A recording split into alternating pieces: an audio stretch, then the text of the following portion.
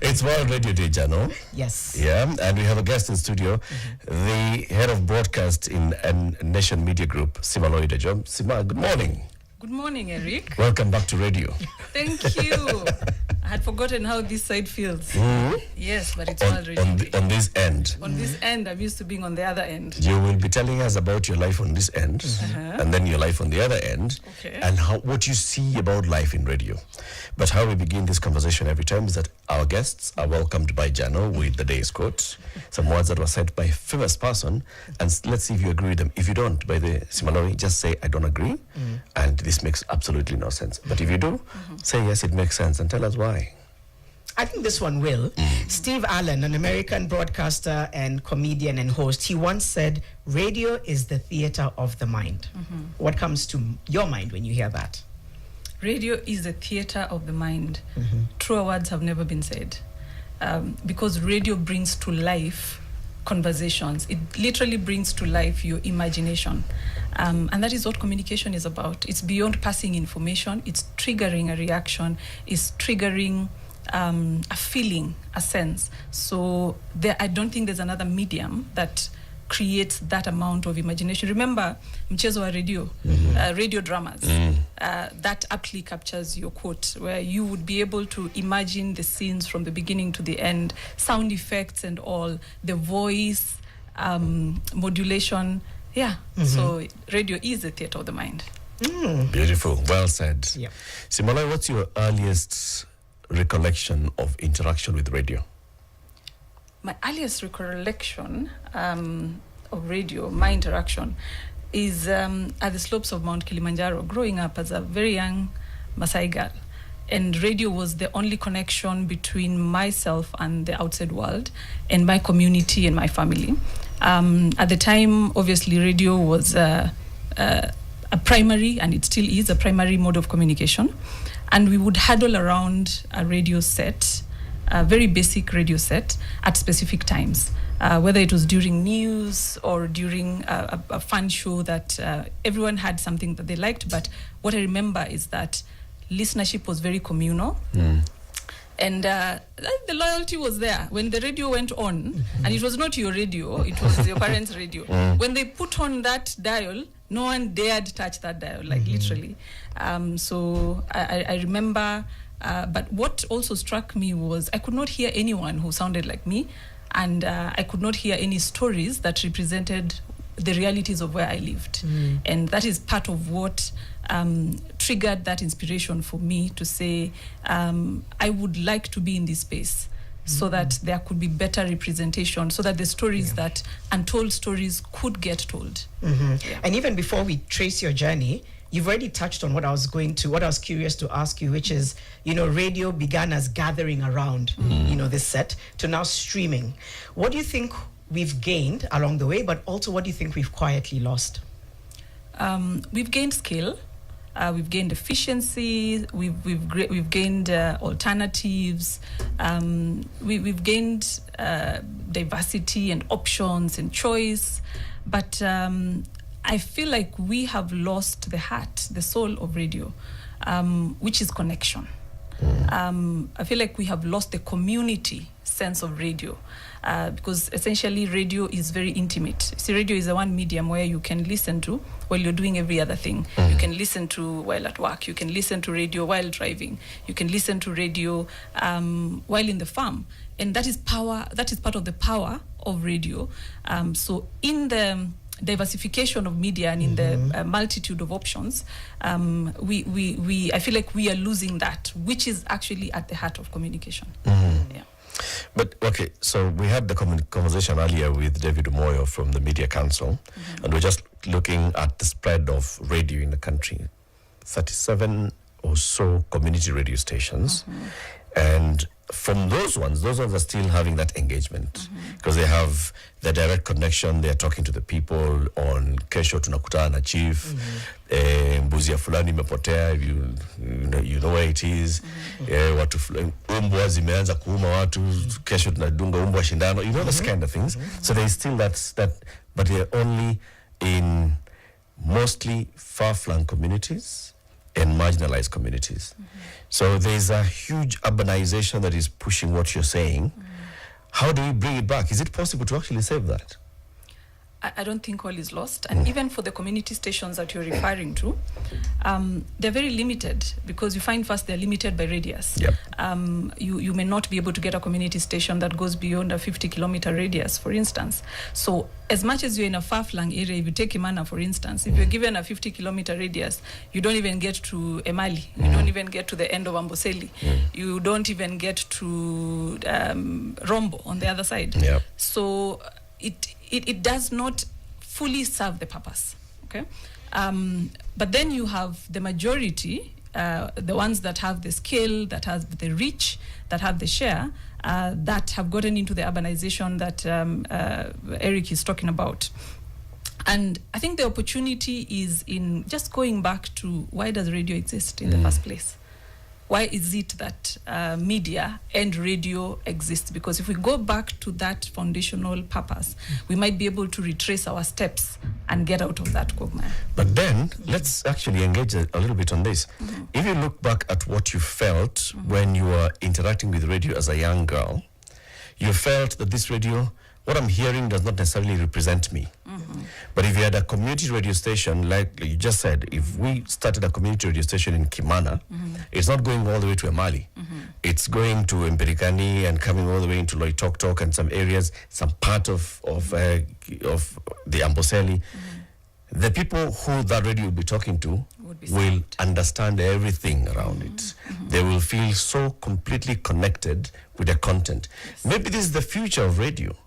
That then let's stop these big national radio stations and they become completely fragmented into small community radio stations. They make sense. What does it do to the national radio? We change strategy on that, or we are willing to relinquish the large share that it carries? I mean, it's an interesting point, but what does it do to national radio? Nature does its thing. Okay, we'll figure itself out. Nature does its thing. Okay. Nature, it's time that this big national radio station that is talking to everybody, assuming that you're a homogeneous community, just died. And then you end up with those community radio stations which are talking to the soul, because as you said, radio, and that is, it's talking to your soul. So it's interacting with you at a level that you understand. Maybe this is actually the future of radio. We stop kutetea hizi radio kubwa kubwa. Sema radio kubwa ikuwe radio kubwa kwa community. Kwa community. I have a different take, because I don't think it's an either-or conversation. They each serve a need, a specific need. For instance, the community radio stations deal with that immediacy, they deal with that proximity, they deal with that community sense. But there is a place and a need for the national radio station, because certain needs can only be met. For instance, if you want to have a national conversation, I remember the biggest driver of the passing of the new constitution and the civic education around that was actually driven by a national radio station that I was working with at the time. Now, to be able to disseminate that and not have broken telephone across the entire nation through community radio stations might have taken a longer journey. However, there was still a place for it. So the community station would probably take it, digest it, break it down in the nuances of the local community, including the language, and then put it out. However, the national radio station also brings a sense of nationality. It brings a sense of unity, of oneness. So if there's a communication, for instance, if today you want, when you want to do a public service announcement, either the health announcements that we're doing during COVID period, or you want to announce that a president has been elected or a president has not been elected, then there's a place for national discourse and national conversations and that level of conversation. However, what the local community stations do is they distill that information, they break it down to relatable bits that then they communicate in a manner, in a language, and in a culture that the community understands. So I don't think it's an either or, but the community radio stations in their current setup, even that which it is intended to achieve, is a big, big challenge because their sustainability is literally on the line. But then, do you think there's something that national radio needs to, we've talked about evolving, and that's a given. Is there something that national radio could be overlooking that could still tap in still to that piece of the pie that community radio station has?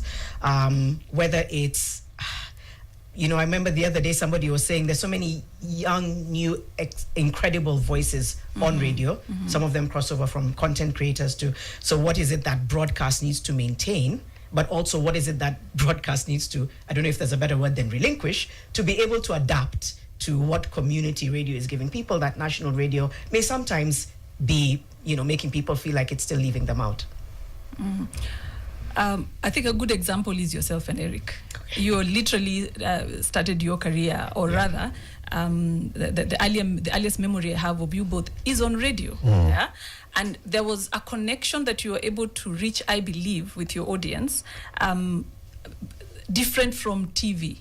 I don't know if it is better, but I know that it is different. So is there something that the big radio stations need to relinquish so as to recover what seems to be lost? The cross-cutting lessons there first would be relatability. One of the biggest things that the bigger you grow as a national station, as a big brand, you tend to lose that relatability. So that is a quick thing that as radio station is able to quickly self-assess and ask themselves, am I relatable? Do I speak like, do I sound like, do I articulate the issues that actually matter to the people? Or am I, sometimes media can live in utopia, yeah? And you listen to it and you wonder, okay, when we talk about Masaa ya Afrika Mashariki, ni saa saba Masaa ya Afrika Mashariki, which other time zone has a Kenyan ever experienced in their life? They don't know. When we talk about traffic jam in maybe Kakamega or Kimana or Lamu, unless it's a donkey traffic jam, which other jam could they be talking about? Yeah. So bringing relatability to the content, and that is the one thing that not technology, not scale, not anything can take away from, because again that goes to the heart and the soul of media and radio. Yeah. But maybe also big media is big, and what it sells for itself is the reach, right? Yes. So we are selling reach. We're saying that at Nation FM, for example, because we are across the country, we are reaching many more people. And we use that then because it's a business, we use that now as the commercial justification to go to, say, big advertiser. Simaloi, the advertiser, has been introduced to social media, and the advertiser's mind is changing. The advertiser has just started going granular. They're using MC Jesse, who's speaking to a niche audience somewhere. They're using Janet, who is speaking to a niche audience somewhere. Janet goes and says, I am not reaching everybody. I'm reaching 75 people. But these 75 people, I can assure you, if I tell them, we shall do it, right? So is there something that big media, big radio, we can think that can convince this commercial person to still as well see? Because they have tasted granular, they like granular.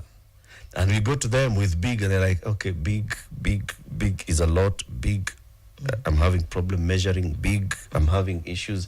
What can we adopt here? If we look at how the influencers, for instance, are monetizing and how clients are spending on them, they have just perfected the art of communicating the unique selling proposition. Yep. Is it better than radio and TV? Absolutely not. You cannot measure by the nearest yardstick ever. And a quick example is, if MC Jesse was sufficient in his reach and in his monetization, he has no business at Nation Media Group this morning. Yeah. So the same content creators will require, they know the impact of media, they know the reach of media, that is both radio and television.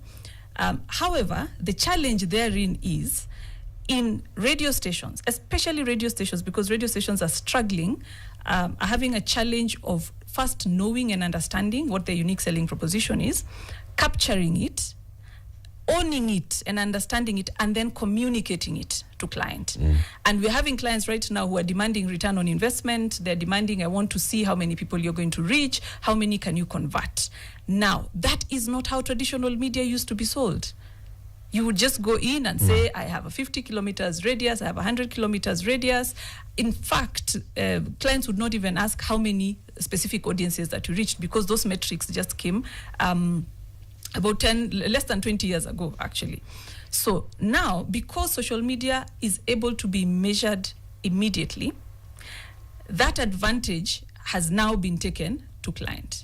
But if the radio stations, including community stations, were able to get that awareness, understanding, and training to know that there is something that they offer that a national radio station, for instance, might not be able to offer. A station in Garissa, how they would be able to package their USP. It would probably be the only station that's able to unlock the north of Kenya for the entire nation.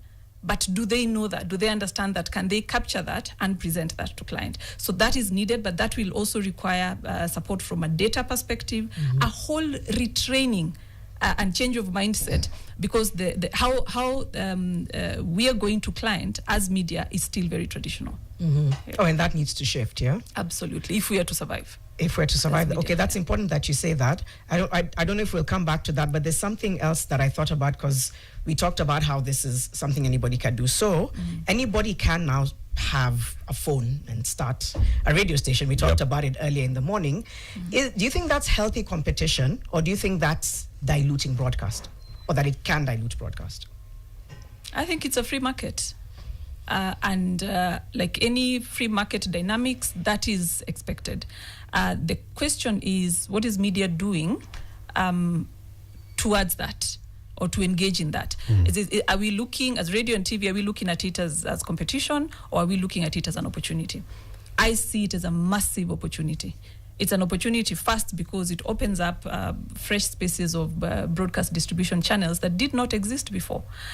It's an opportunity because I've gotten so much excellent talent from that social media as well. Previously, I would go and sit at Kenya National Theatre. I would literally find talent in the. I would sit at an event and I would be able to identify talent. Now, that space is widened. Yeah, so I think it's a space of opportunity. However, media will need to be. We will need to be more open-minded towards it, and not just gatekeep. From a content perspective, it's also an opportunity to get fresh content that previously did not exist on the traditional and mainstream media. We now have Flaco, for instance, on NTV, which previously you'd be like, these are digital creators and these are broadcast creators. So I see it as a collaboration, and it's a dance, and there's a sweet spot there, and I think that sweet spot is collaboration.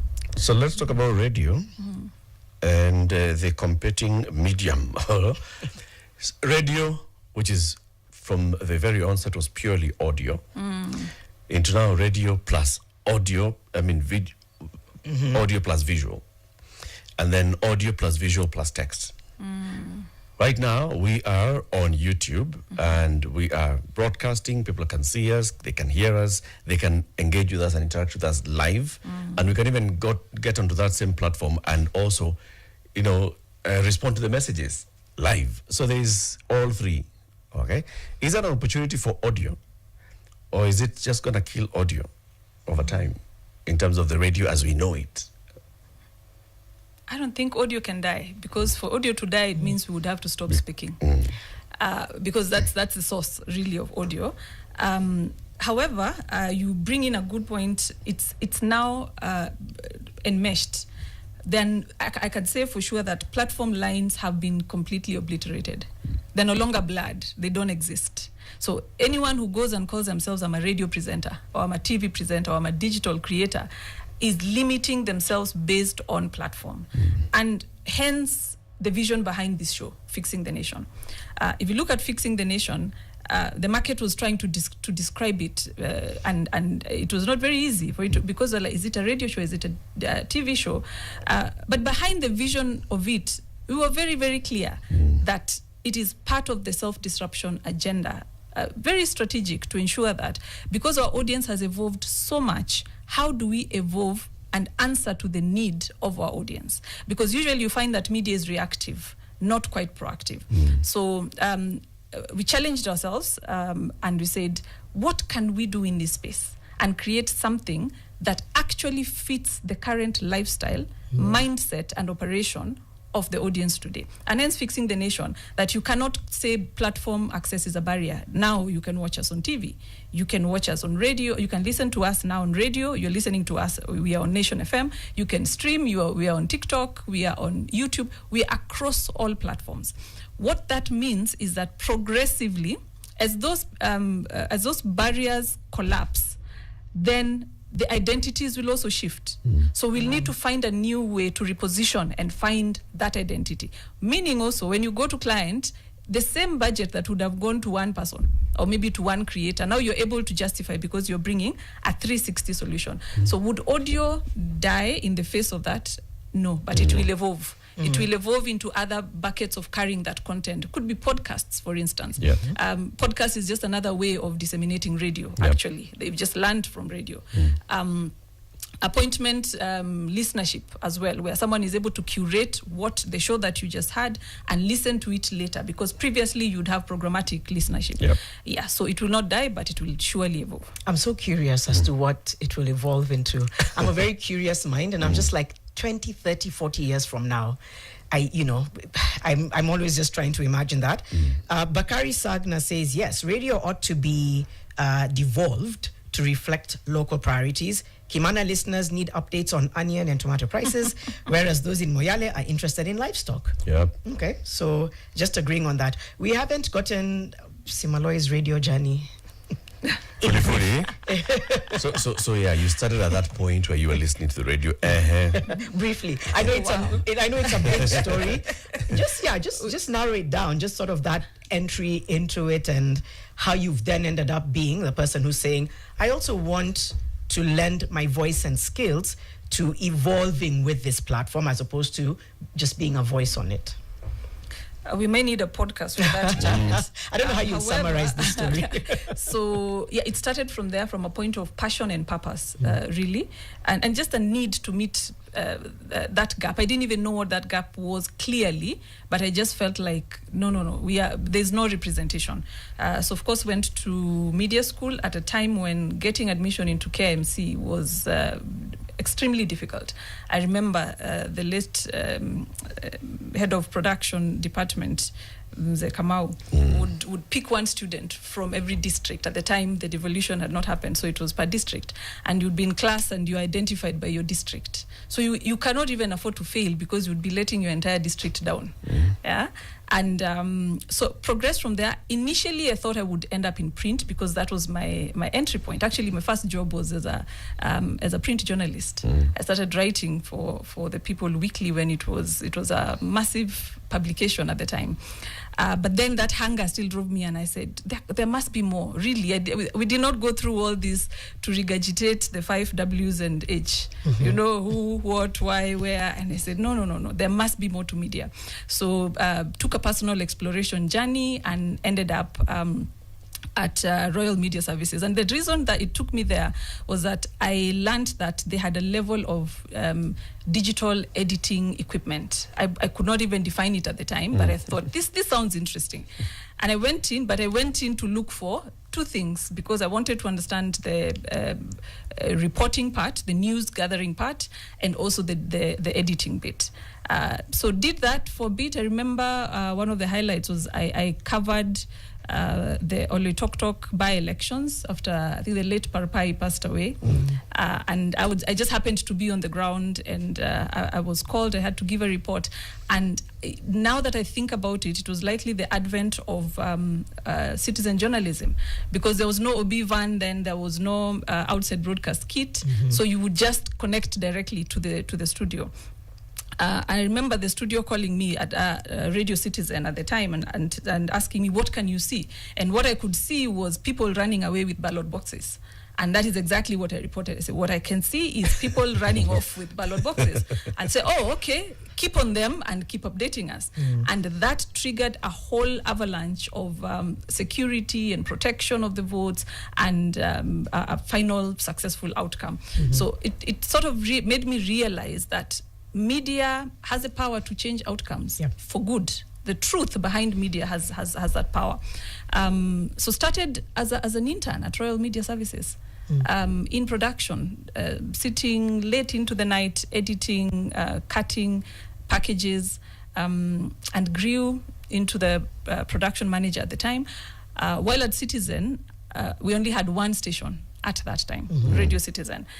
So grew and was part of the formative journey, setting up, recruiting, developing the content, the strategy, getting the music, and building the 13 radio stations that came after. And I must say that strongly informed and educated me on the power of radio. And the common trajectory I saw was that radio followed the need of the people. Every single time we'd go to a place, it could be a roadshow, and the people would demand almost and say, but sisi hatuna sauti, we don't have a voice for ourselves. But you have this, you have this. Yes, we have Citizen, but we want a voice. And that is how most of those stations came up. A critical impact that I remember when we were setting one of the stations, one of the Meru stations, I had a challenge because there was no music. There was no Meru music. It just did not exist. It was not recorded. And we had to start with Kikuyu music. But just because the region had gotten a voice, then suddenly a whole industry opened up. And within 3 months or so, an entire music industry bloomed, and now you were able to get music. So fast forward into that, I grew and became the deputy director of programs, now overseeing the 14 radio stations, working with the station managers, but mostly impacting communities through that. Been to several places, led Milele at Media Max, I think I have about 4 stations there, Switch, and finally here at Nation Media Group. And what that journey has taught me is basically the only thing that shifts is the where. The purpose, the mandate, the vision does not change much, because the entire thing is about speaking to the audience, is about impacting the audience. It's about transforming through media, basically. So it's a journey that has taught me a lot, but it's also a journey that has enabled me to teach and learn, because I've had also an opportunity to train across Africa, but also learn as getting into that country, into other countries. You'd realize the challenges we're facing here are not unique to us.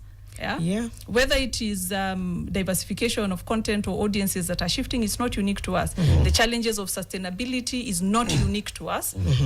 So the solutions that we come up with eventually will boil down to how are we solutioning for the audience. And when we do that, then we'll be able to crack the rest. Beautiful story. I mean, that's some of these things happen like perchance, and then you find your true calling in something, and then passion drives you beyond that, and you can feel the passion. That's the thing about people in radio. Radio, being a theater of the mind, it's also something that touches into your heart. People in radio tell their story with a lot of passion. They do. They do. It's a lot of passion. Shortly, we shall be crossing over to State House, where Princess Zara Aga Khan is being bestowed national honors by the president, and we'll just want to cross over there and see what's happening. But let's just continue as we wind up this conversation. Jana, one day you've told us many times your journey into radio. You know, as a how old were you? 19. 19. As a 19-year-old. How old were you when you started? You did your first radio? 19 as well. You? About the same. Oh, wow. We were together. I met you 23 years ago. At the same place. When you joined in, I was already a couple of years down the road. Yes. But yeah, it's a lovely thing. It's a lovely journey. And as we commemorate World Radio Day and looking at what's the future, what's the future of radio? How do we move from this going forward? And you're saying it's exciting, at the same time it's a bit, scary. Like, what would it look like? But I think that, just like David Umoya said, it's as scary as the way we are scared about AI. Right. Or the way people were scared about the advent of computers and the personal computer in the workspaces, and what that would mean to the future of workspaces and all. But I think the future of radio is bright.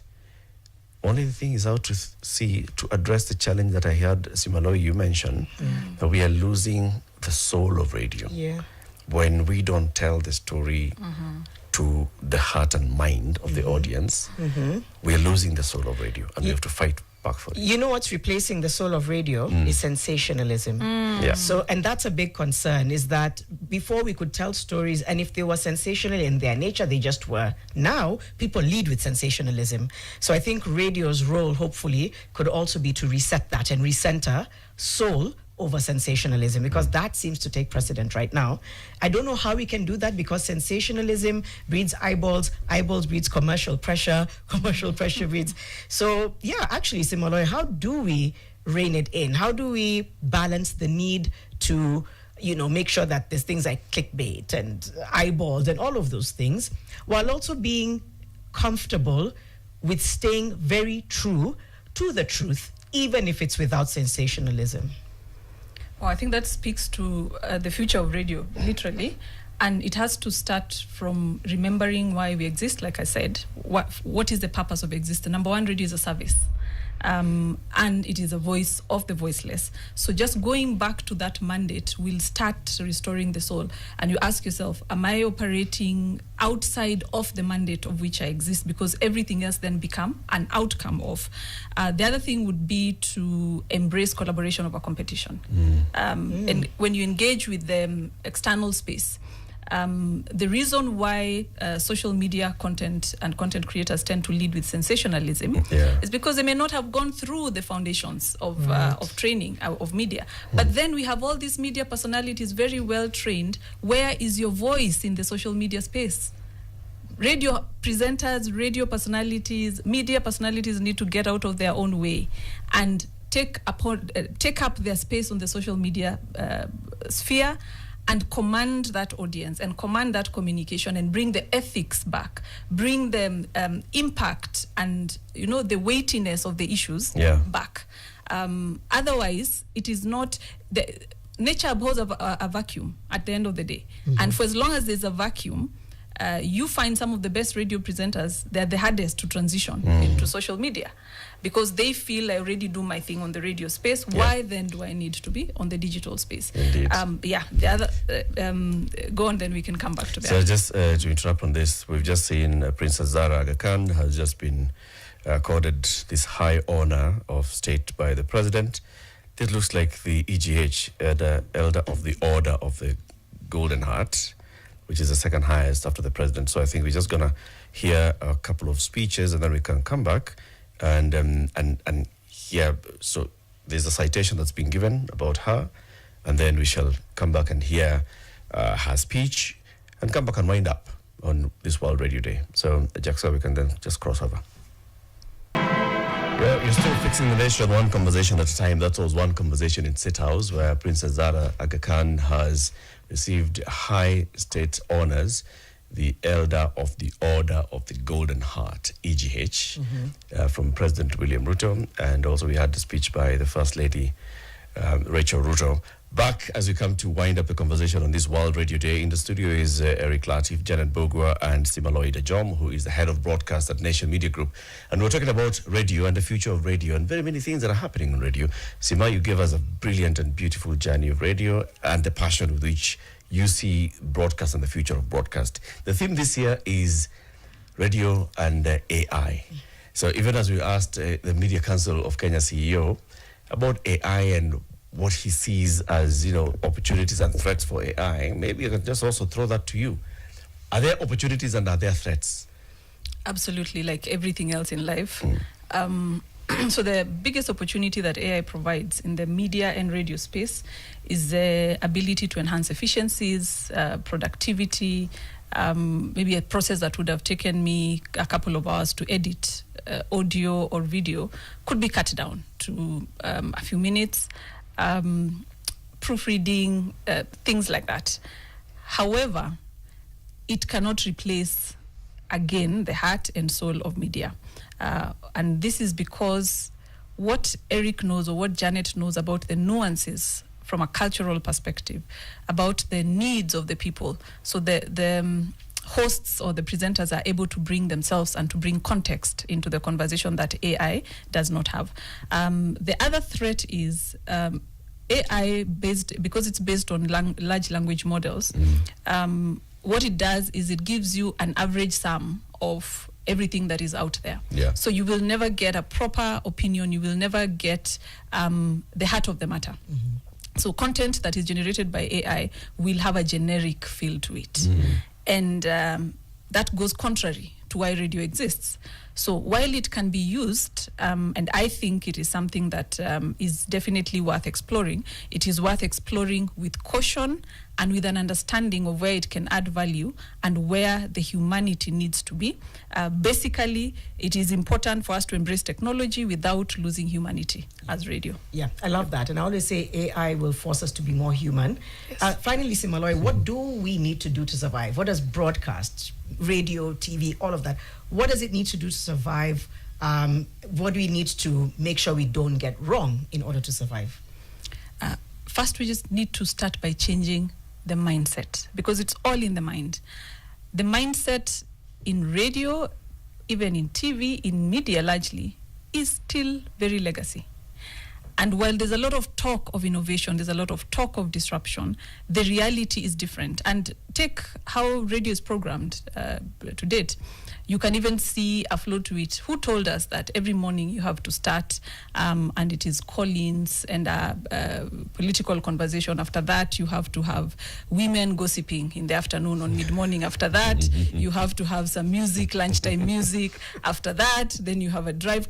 Who taught us that? We were conditioned. You know? We were conditioned a certain way. Yeah. So the survival of media is literally in the self-disruption of itself, in the ability to look at it and say, yes, this is how I was conditioned. Yes, this is how it has always been done, but I'm willing to pay the price to self-disrupt. And Fixing the Nation is an example of that.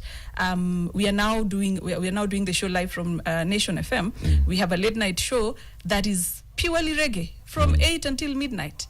The shock that I received when I put up that idea and that vision. Who is going to listen to reggae at night? One person talking to reggae. But right now, it is the biggest show on English radio. So it is that open-mindedness to be willing to self-disrupt. Otherwise, the industry will it has already disrupted us.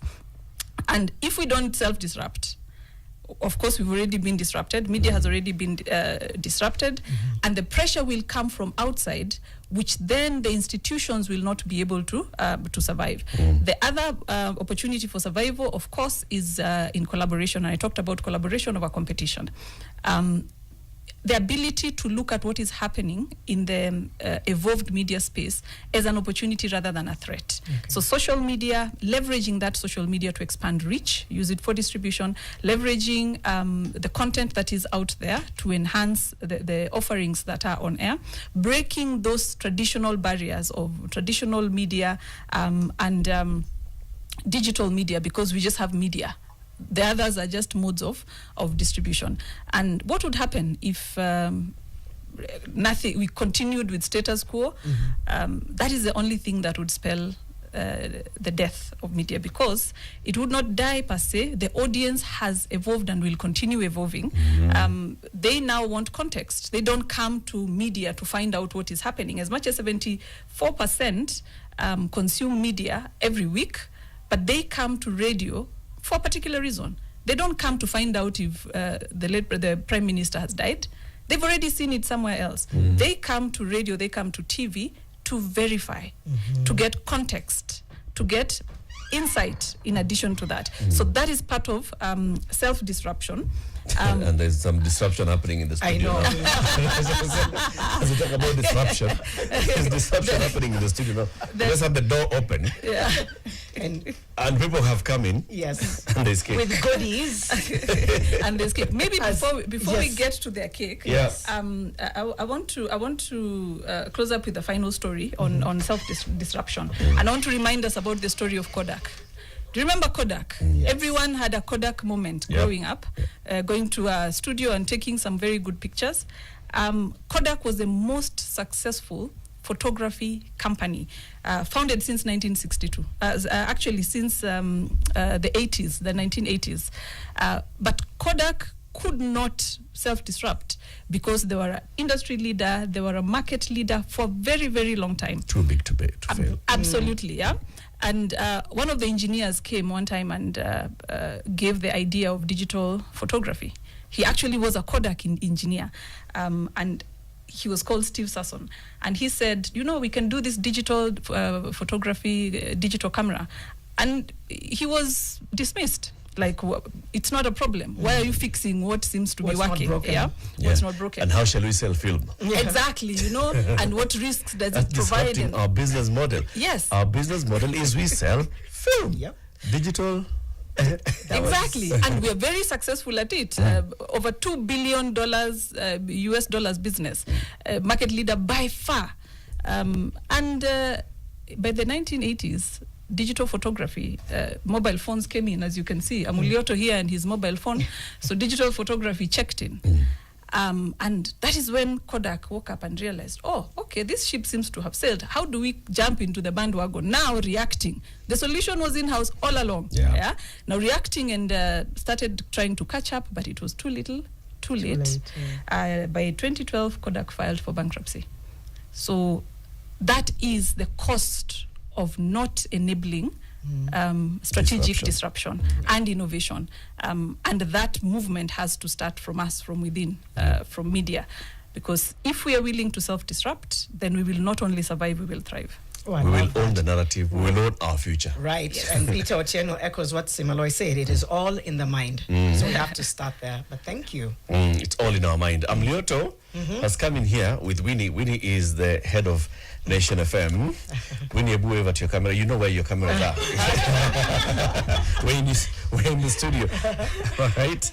Yes. And they've come with cake. So Winnie, come. With cake and Claudia Naisabo as well, who hosts my shift. Is this Claudia? Is that Claudia? The cake is from Safaricom. Please, Winnie, you have to come to the mic. Yes. And speak to the Come mic. closer. Claudia. And then Claudia will then come. We are going to leave and we'll leave Claudia, but we will leave with the cake. We leave Claudia on the mic. We'll leave the cake. Yes, we'll leave Claudia on the mic. Winnie. So we are celebrating World Radio Day, and we got this cake from one of our clients, that is Safaricom. Thank you. Thank you for celebrating World Radio Day with us. Yeah. And they are our strategic partners for many years. So for recognizing that even in the noise that is happening about media disruption and all these things, that the value that Nation FM provides is unique. For recognizing that and celebrating that, we thank you, we celebrate you. Happy World Radio Day. Happy World Radio Day, everyone. So, Jano, Yes. come over to this other side. We cut the cake, and as we say goodbye. So remember, Fixing the Nation is every weekday morning, 6 a.m. to 10 a.m. on Nation FM, on NTV, and on all our digital platforms. And in fact, we will be doing this show sometimes from this studio. So it's much better. It's better being home. It just feels like being back home. Na nakata keki. Antiwa keki ni Jano. Yeah, Antiwa keki ni Jano. So we'll get a crossover. There's on NTV we are going to have the marathon that's going to happen this weekend, the Sirikwa Marathon. So we're just crossing over to that, and then we'll be here with Nation FM. So on Nation FM next is Claudia Naisabwa. On NTV is the interview. No, the press conference.